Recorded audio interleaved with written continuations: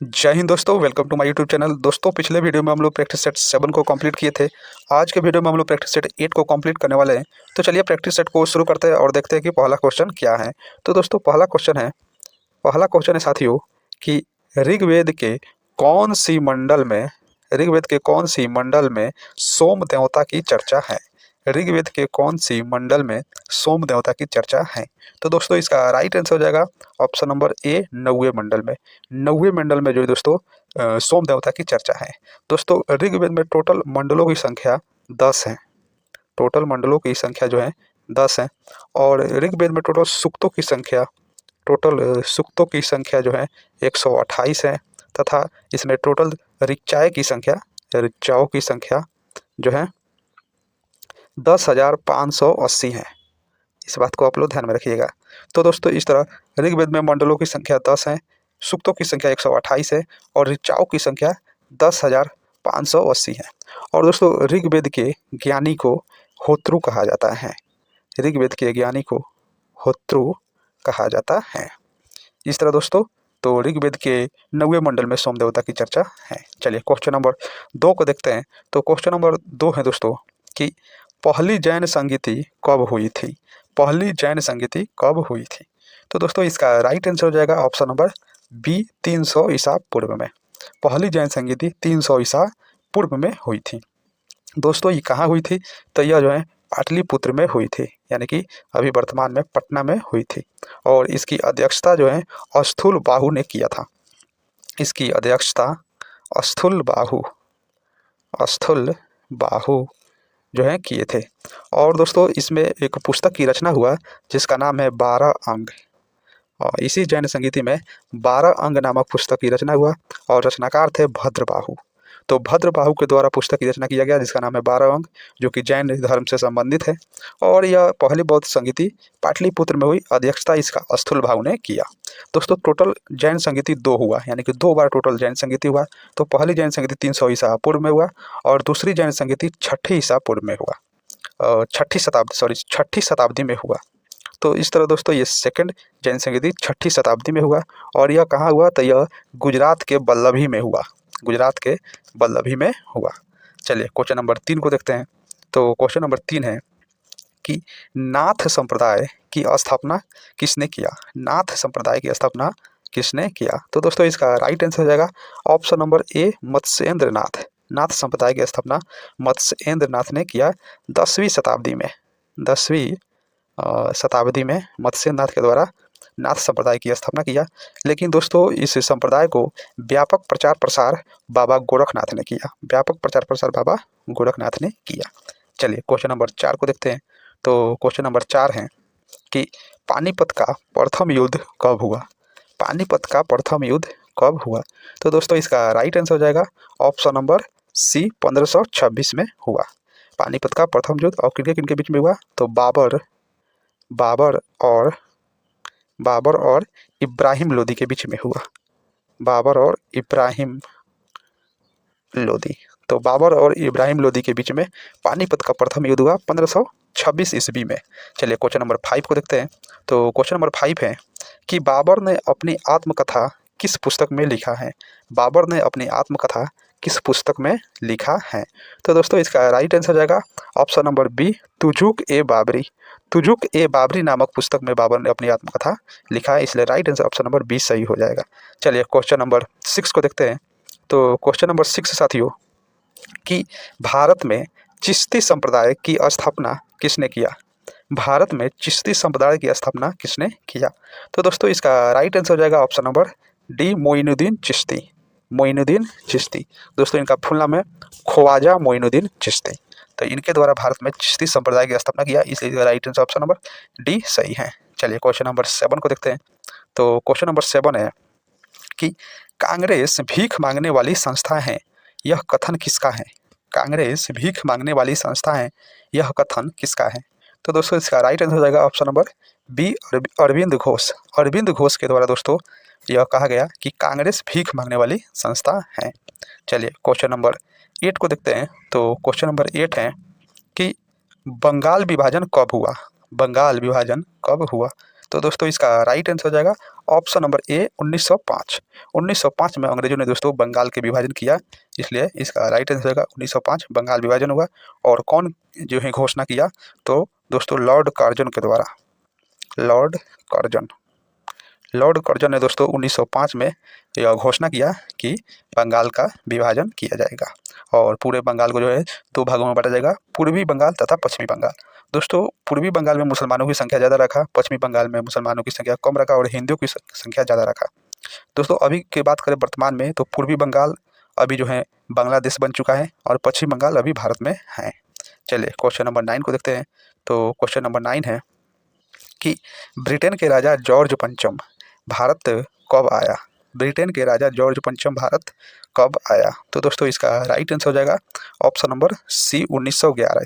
1911 में जॉर्ज पंचम ने दोस्तों भारत आया और इसके लिए दोस्तों दिल्ली में एक भव्य समारोह भी हुआ, उसी को कहते हैं दिल्ली दरबार।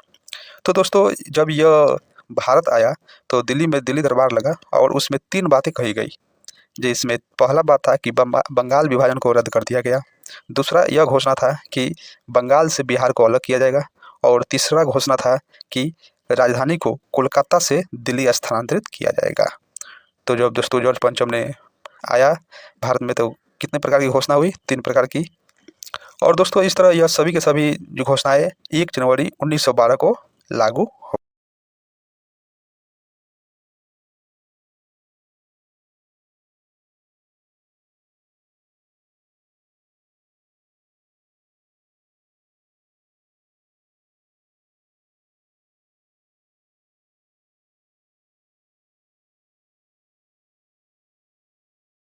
क्वेश्चन नंबर 11 है दोस्तों कि रेगुलेटिंग एक्ट को पारित कब किया गया। रेगुलेटिंग एक्ट को पारित कब किया गया। तो दोस्तों इसका राइट आंसर हो जाएगा ऑप्शन नंबर ए 1773 ईस्वी में। रेगुलेटिंग एक्ट को पारित किया गया 1773 ईस्वी में, इसलिए इसका राइट आंसर हो जाएगा ऑप्शन नंबर ए। चलिए क्वेश्चन नंबर 12 को देखते हैं। तो क्वेश्चन नंबर 12 है दोस्तों कि भारत में सचिव का पद किसके द्वारा निर्मित किया गया था। भारत में सचिव का पद किसके द्वारा निर्मित किया गया था। तो दोस्तों इसका राइट आंसर हो जाएगा ऑप्शन नंबर बी भारत सरकार अधिनियम 1858 के तहत भारत में सचिव के पद लाया गया। तो right answer option number B Bharat सरकार अधिनियम 1858। चलिए क्वेश्चन नंबर 13 को देखते हैं। तो क्वेश्चन नंबर 13 है कि बाल्कन प्लान किस अधिनियम से संबंधित है। बाल्कन प्लान किस अधिनियम से संबंधित है। तो दोस्तों इसका राइट आंसर हो जाएगा ऑप्शन नंबर डी 1947 के भारतीय स्वतंत्रता अधिनियम। 1947 के भारतीय स्वतंत्रता अधिनियम के जो है तहत बाल्कन प्लान संबंधित हैं। तो क्वेश्चन नंबर डी जो है सही हो जाएगा। चलिए क्वेश्चन नंबर 14 को देखते हैं। तो क्वेश्चन नंबर 14 है कि किसकी अध्यक्षता में प्रथम विधि आयोग का गठन किया गया। किसकी अध्यक्षता में प्रथम विधि आयोग का गठन किया गया। तो दोस्तों इसका राइट आंसर हो जाएगा option number C Lord Macaulay. Lord Macaulay की अध्यक्षता में दोस्तों प्रथम विधि आयोग का गठन किया गया। Right answer option number C सही हो जाएगा। चलिए क्वेश्चन नंबर 15 को देखते हैं। तो क्वेश्चन नंबर 15 है कि ब्रिटिश संसद के द्वारा भारतीय स्वतंत्रता अधिनियम को पारित कब किया गया। ब्रिटिश संसद के द्वारा भारतीय स्वतंत्रता अधिनियम को पारित कब किया गया। तो दोस्तों इसका राइट आंसर हो जाएगा ऑप्शन नंबर बी 18 जुलाई 1947।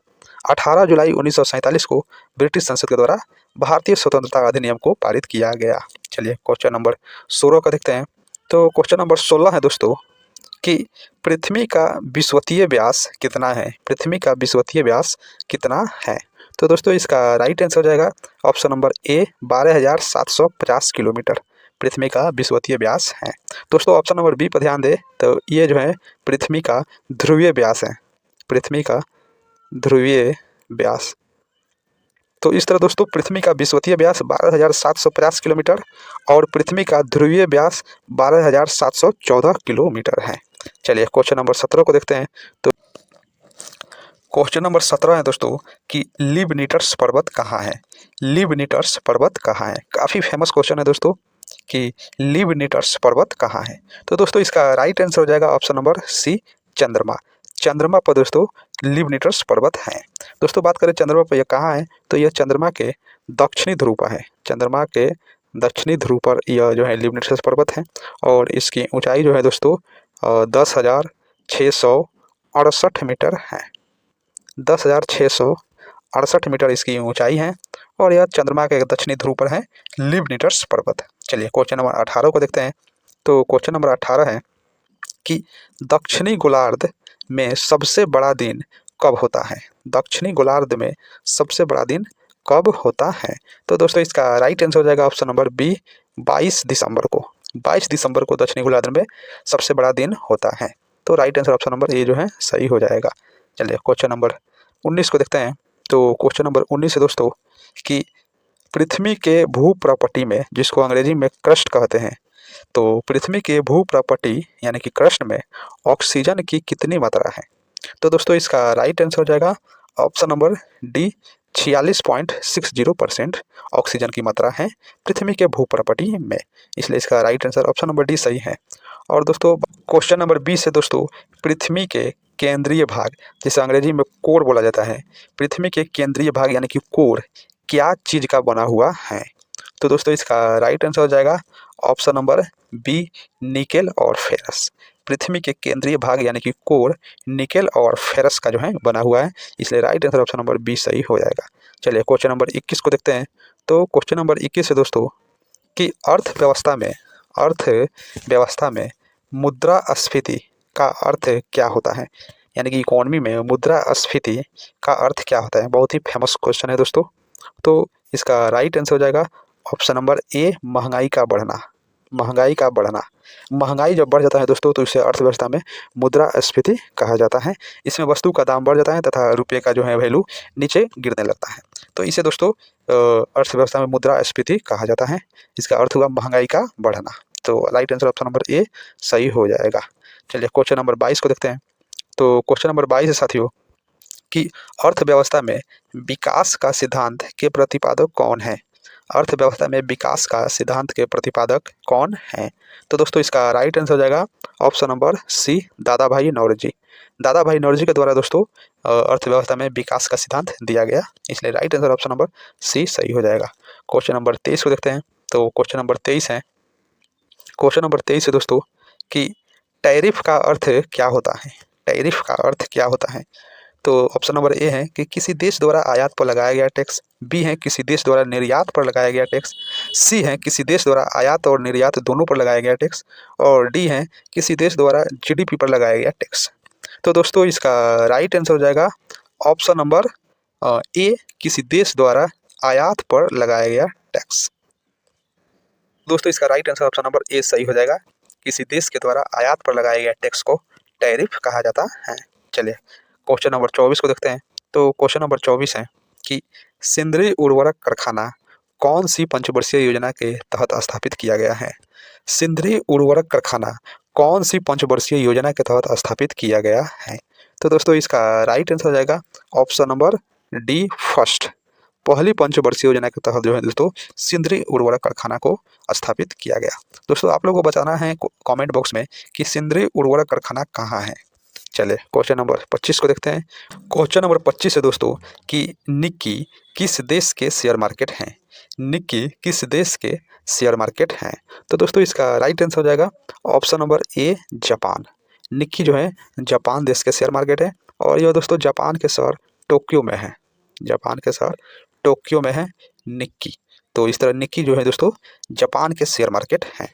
तो दोस्तों आपको बताना है क्वेश्चन कमेंट बॉक्स में कि यह 25 क्वेश्चन आपको कैसा लगा। अगर आपको अच्छा लगा हो तो वीडियो को लाइक शेयर कमेंट जरूर कीजिएगा और अगर चैनल पर नए हैं तो चैनल को सब्सक्राइब जरूर कीजिएगा। मिलते हैं अगले वीडियो में, तब तक के लिए थैंक यू।